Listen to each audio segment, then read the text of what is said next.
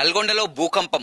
అవును, మీరు విన్నది నిజమే. ఒక్కసారిగా ఉదయం 7:27 ప్రాంతంలో 3 సెకండ్ల పాటు కూడా భూమి కంపించినటువంటి పరిస్థితి కనిపించింది. చాలా వరకు సీసీ కెమెరా విజువల్స్ లో కూడా చూస్తున్నాం. అబ్జర్వ్ కూడా చూస్తే ఫ్యాన్ కదిలినట్టు, అదేవిధంగా కొన్ని సామాన్లు కూడా పడిన పరిస్థితి కూడా చూశారు. చాలా వరకు పనుల్లో నిమగ్నమయ్యేవారు ఎవరు కూడా ఇది అబ్జర్వ్ చేయలేరు. కానీ ఇంట్లో ఏకాంతంగా పేపర్ చదువుకుంటూ బెడ్ పై ఉన్న వారికి కూడా గమనించినటువంటి పరిస్థితి కనిపించింది. గతంలో ఎప్పుడు కూడా నల్గొండ లాంటి పట్టణంలో ఈ భూ ప్రకంపనలు అనేది ఎప్పుడు చోటు చేసుకోలేదు.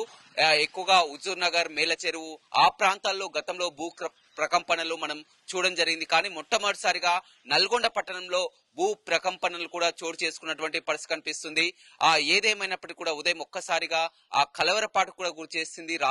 తెలంగాణ వ్యాప్తంగా కూడా చాలా చోట్ల అన్ని జిల్లాల్లో కూడా ఇదే విధమైనటువంటి పరిస్థితి కూడా ఎదురైందని చెప్పవచ్చు. భూకంపంగా గుర్తించడం జరిగింది. రిక్టార్ స్కేల్ పై 5.3 తీవ్రతగా కూడా గుర్తించడం జరిగింది. మొదటిసారిగా నల్గొండ పట్టణంలో కూడా ఈ విధంగా భూకంపం అనేది అలజడి కలిగించిందని చెప్పవచ్చు. నా పేరు మాధవాచార్యులు.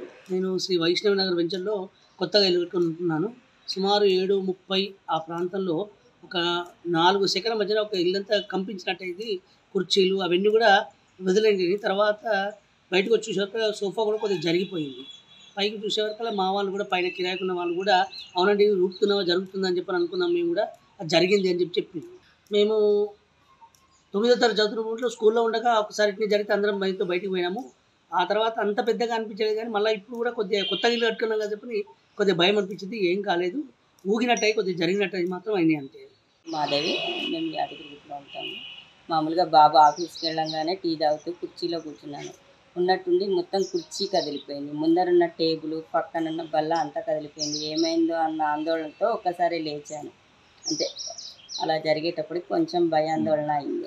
సుమారు 7:30 ప్రాంతంలో అలా కుర్చీలో కూర్చున్నప్పుడు మొత్తం వణికినట్టు, ఎవరో ఊపినట్టు, ముందరున్న టేబుల్ అదంతా కదిలిపోయింది. భయాందోళనకు గురై వెంబడి ఆ కుర్చీలోంచి లేచి పక్కకి రావడం జరిగింది. మాది యాదగిరిగుట్ట. సౌండ్ వచ్చింది. మా కూడలి పిలిచిన, మాదని పిలిచిన, ఇక సప్పుడు చేస్తలేరు వాళ్ళు.